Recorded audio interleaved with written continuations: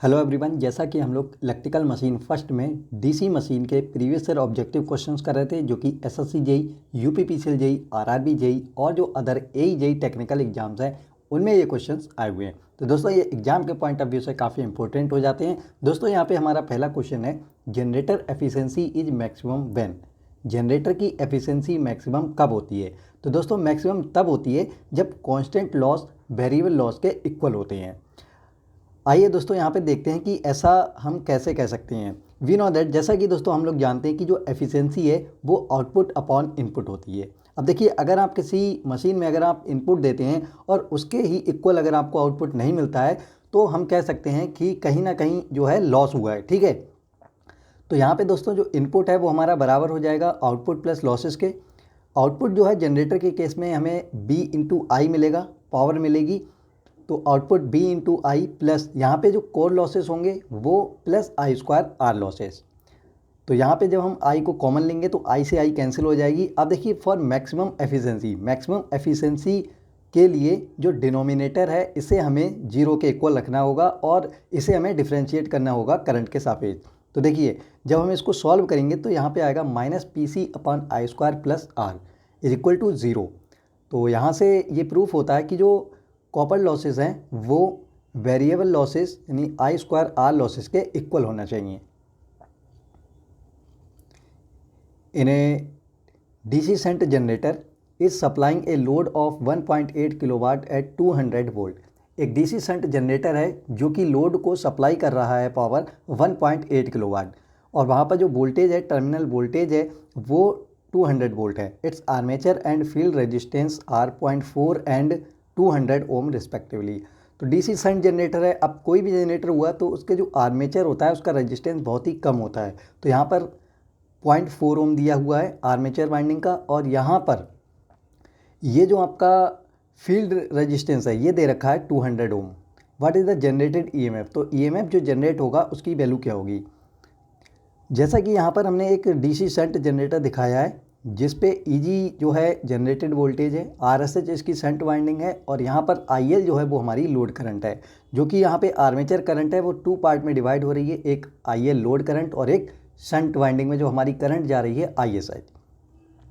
तो सबसे पहले अगर हम यहाँ पर देखें ईजी निकालने के लिए तो ईजी इज इक्वल टू होगा I A R A plus B T. तो बी टी तो हमें पता है भाई, टर्मिनल वोल्टेज हमें पता है कि 200 वोल्ट है, लेकिन हमें आई ए नहीं पता है। तो आई ए को पता करने के लिए हमें पहले तो आई एस एच भी चाहिए और आई एल भी चाहिए। तो आई एस एच ज्ञात हम कर सकते हैं B upon R S H. तो बी की वैल्यू हमें दे रखी है, सॉल्व करेंगे तो यहाँ पे आएगी 1 एम्पियर। अब जो हमें लोड के अक्रॉस जो लोड में जो पावर हमारी जो है सप्लाई हो रही है वहाँ से हम लोग आई एल की वैल्यू निकालेंगे। तो I equal to P upon V, solve करेंगे तो यहाँ से निकल के आएगी 9 एम्पियर। अब जब हम इसको दोनों को सॉल्व कर लेंगे, दोनों को ऐड करेंगे तो हमारी जो करंट आएगी आर्मेचर करंट वो आएगी हमारी 10 एम्पियर। अब हम यहाँ पर वैल्यू इसकी रख सकते हैं। तो जब हम इसको सॉल्व करेंगे तो हमारी जो वैल्यू आएगी 204 वोल्ट आएगी, जो कि जो वोल्टेज जनरेट होगा वो होगा। तो यहाँ पे हमारा ऑप्शन सी जो है वो करेक्ट हो जाएगा। In a DC generator brushes are made of. DC generator में जो ब्रशेस होते हैं वो किसके बने होते हैं? तो दोस्तों ये बने होते हैं कार्बन और ग्रेफाइट के। In DC armature winding wave binding has parallel path. Wave binding, ठीक है, in case of wave binding, in wave binding the number of parallel path is 2। तो A is equal to 2। It is implied for high voltage and low current. तो जो DC machine में जो wave binding होती है वो जो प्रयोग की जाती है वो हाई वोल्टेज और लो करंट के लिए प्रयोग की जाती है और इसमें जो नंबर ऑफ पैरेलल पाथ होते हैं वो होते हैं 2। अब लैप बाइंडिंग की बात करें तो number of parallel path is equal to the number of pole. तो इसमें जो हमारे पैरेलल पाथ होते हैं वो पोल के इक्वल होते हैं और ये बाइंडिंग जो है वो हमारी अप्लाई की जाती है लो वोल्टेज और हाई करंट के लिए। तो यहाँ पर हमारा ऑप्शन डी करेक्ट हो जाएगा। The function of a commutator in A generator is dash. देखिए, जो कम्यूटेटर है उसका फंक्शन डीसी जनरेटर में क्या है? तो इसका जो डीसी जनरेटर में जो इसका फंक्शन है to change AC into DC. The function of a commutator in a DC generator is to change AC into DC. तो इसे जो जनरेटर होता है, जनरेटर के केस में हम कम्यूटेटर को मैकेनिकल रेक्टिफायर ही बोलते हैं, जो कि एसी को डीसी में कन्वर्ट करता है। वही मोटर की अगर हम बात करें तो इसमें हम कम्यूटेटर को बोलते हैं मैकेनिकल इन्वर्टर। इसमें क्या होता है, जो डीसी है उसको कम्यूटेटर जो है वो एसी में कन्वर्ट करता है। A 4 pole DC shunt generator, यहाँ पे ये डीसी है। A 4 pole DC shunt generator running at 500 RPM has a simplex wave bound armature containing 48 coil of 6 turn each. एक 4 पोल का डीसी शंट जनरेटर है जिसकी जो वाइंडिंग है वो सिंप्लेक्स वेव वाइंडिंग है। ये जो इसकी जो स्पीड है वो हमारी है यहाँ पर 500 आरपीएम, रनिंग एट 500 आरपीएम, और इसकी जो कॉइल है वो 48 कॉइल है और 6 टन है, यानी कि 48 कॉइल है और 6 टन है। The flux produced per pole is 0.02 weber. Calculate the induced EMF in the armature. DC shunt generator है तो यहाँ पे गिवन क्या है, पोल दिए हुए हैं, एन दिया हुआ है और फ्लक्स हमें दे रखा है, 48 कॉइल है और 6 टन है, और सिंप्लेक्स वेव बाइंडिंग है। तो यहाँ पे जो ए है नंबर ऑफ पैरेलल पाथ वो यहाँ पर 2 हो जाएंगे। अब जैसा कि हमारा फार्मूला होता है ए जी इज इक्वल टू 5p/60a, तो जब हम इसकी वैल्यू रखेंगे तो यहाँ पे हमें ज़रूरत पड़ेगी जेड यानी कि कंडक्टर की। अब यहाँ पे हम कंडक्टर कैसे निकालेंगे, जो हमारी 48 कॉइल है वो तो कॉइल हैं, और इसमें क्या है कि 6 टन है तो 6 से हम मल्टीप्लाई करा देंगे, और 1 टन में हमारे 2 कंडक्टर होते हैं तो इसलिए हम यहाँ पर 2 से मल्टीप्लाई कराएंगे। सॉल्व करेंगे इसको तो हमारी वैल्यू निकल के आएगी 192 वोल्ट। सो यहाँ पे हमारा ए ऑप्शन करेक्ट हो जाएगा। The armature of a DC machine is laminated to reduce. DC machine में जो आर्मेचर होता है उसको लेमिनेट किया जाता है किस चीज़ को कम करने के लिए, तो इसको लेमिनेट हम करते हैं एडी करंट लॉस को कम करने के लिए। According to the Faraday's law, when conductor is move in a stationary magnetic field, जब कोई एक कंडक्टर है उसको एक स्टेशनरी मैग्नेटिक फील्ड में मूव कराते हैं, so that the magnetic flux linking with it, तो इससे क्या होता है, जो मैग्नेटिक फ्लक्स होता है वो इससे लिंक करता है। It change the magnitude as the conductor is subjected to a changing magnetic, तो इससे क्या होता है, जो मैग्नेटिक है वो मैग्नेटिक फ्लक्स लाइन जो है वो यहाँ पे कट होती है, इससे वो चेंज होता है। Therefore an EMF will induced in it, तो जो कंडक्टर है अब इसमें ईएमएफ इंड्यूस हो जाएगा। ईएमएफ नेचर इज एसी, तो यहाँ पे जो ईएमएफ इंड्यूस होगा कंडक्टर में उसका नेचर होगा एसी, जिसे जानते हैं डायनेमिकली इंड्यूस्ड ईएमएफ के नाम से।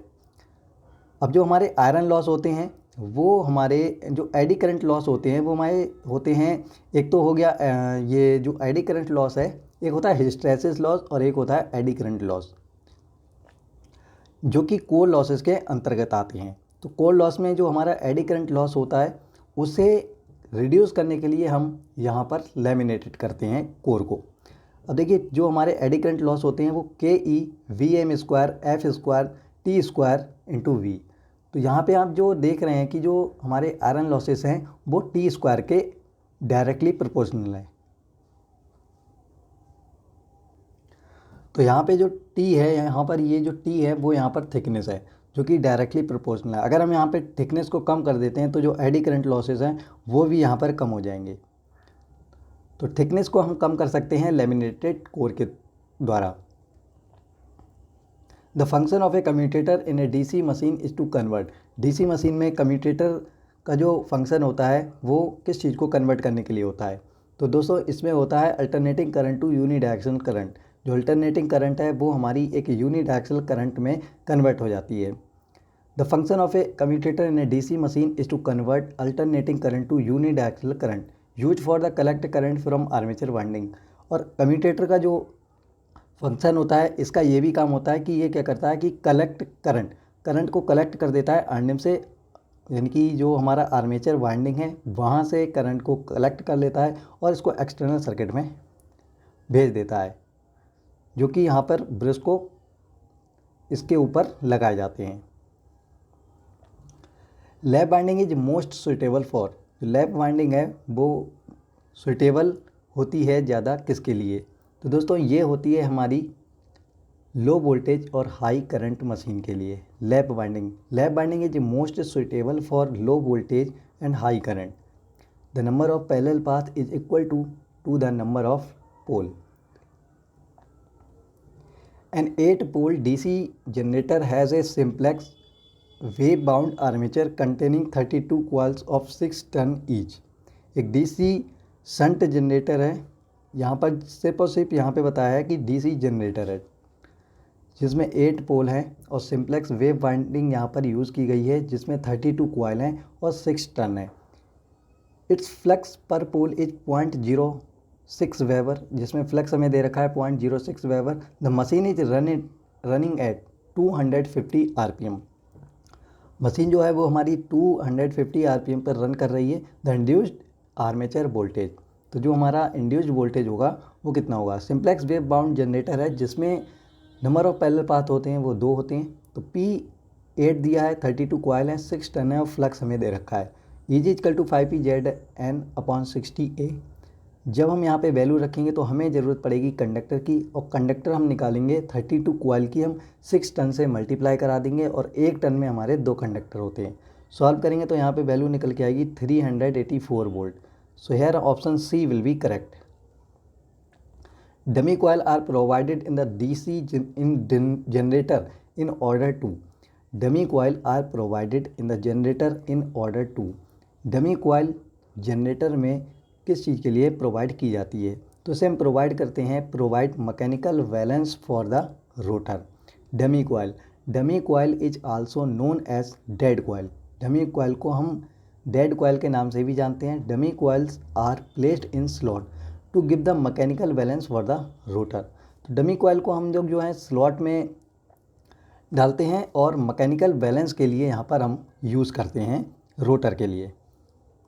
As they do not connect with commutator, इन्हें हम कम्यूटेटर से कनेक्ट नहीं करते हैं, कम्यूटेटर बार से इन्हें कनेक्ट नहीं करते हैं। So they don't affect the electrical characteristics of the winding. तो ये जो इलेक्ट्रिकल करेक्टरिस्टिक्स होती हैं कि एक वाइंडिंग की, उस पर ये इफेक्ट नहीं डालती हैं। Which of the following generator are used in arc welding. तो आर्क वेल्डिंग में हम किस तरह के जनरेटर का यूज़ करते हैं, तो यहाँ पे हम डिफरेंशियल कंपाउंड जनरेटर का यूज़ करते हैं। Differential compound generator is used for arc welding. This generator has high voltage drop at constant current. तो इसके लिए हम लोग यूज़ करते हैं आर्क वेल्डिंग के लिए डिफरेंशियल कंपाउंड जनरेटर, और इसमें यह जो जनरेटर है वो हाई वोल्टेज रखता है एक कांस्टेंट करंट के साथ। It is compound generator whose field winding and shunt winding are wound in opposite direction. तो इसमें जो हमारी वाइंडिंग होती है field winding and shunt winding are wound in opposite direction. तो इसमें जो हमारी डायरेक्शन होती है वो यहाँ पर अपोजिट हो जाती है। The polarity of induced EMF in a DC generator can be reversed by reversing the। तो DC जनरेटर में जो हमारा EMF इंड्यूस हुआ है उसकी डायरेक्शन को या उसकी डायरेक्शनों को हम किस तरह से रिवर्स कर सकते हैं, किस चीज़ को रिवर्स करके, तो आइदर रोटेशन ऑफ फील्ड और rotation. The polarity of induced EMF in a DC generator can be reversed by reversing the direction of either rotation or field flux। तो या तो फिर हम जनरेटर की जो डायरेक्शन है, जो इधर वो रोटेशन हो रहा है उसका, उसे हम चेंज कर दें, या फिर हम फील्ड फ्लक्स को यहाँ पर चेंज कर दें। तो हमारे जो जनरेटेड EMF है उसकी जो डायरेक्शन है वो चेंज हो जाएगी, उसकी पोलैरिटी यहाँ पर चेंज हो जाएगी। A 4-pole generator with 60 coil has a 2-layer winding। The pole pitch is। तो 4-pole जनरेटर है जिसमें 16 coil दे रखी हैं और 2 लेयर वाइंडिंग है। The pole pitch is। तो पोल पिच जो होती है वो हमारी होती है कंडक्टर पर पोल। कंडक्टर यहाँ पर दे रखे हैं, देखिए दोस्तों 16 हमारी coil हैं और यहाँ पर 2 लेयर वाइंडिंग है। तो हम यहाँ पर 2 से मल्टीप्लाई करा देंगे और इसके बाद हम कर देंगे इसे पोल से डिवाइड। तो यहाँ पे हमारी वैल्यू निकल के आएगी 8। ये 16 जो है वो हमारा कम्यूटेटर सेगमेंट या फिर हम कह सकते हैं नंबर ऑफ कॉइल के इक्वल होती है। Stray losses is equal to. तो स्ट्रे लॉसेस किसके इक्वल होते हैं, तो ये दोस्तों होते हैं mechanical loss and iron loss के इक्वल होते हैं। Stray losses is equal to mechanical losses except total copper loss. जो हमारे टोटल कॉपर लॉस होते हैं उनको छोड़ के जो लॉसेस हैं यहाँ पर वो हमारे स्टे लॉसेस कहलाते हैं। जो कि स्टे लॉसेस हमारे दो टाइप के होते हैं, एक मैकेनिकल लॉसेस और आयरन लॉसेस।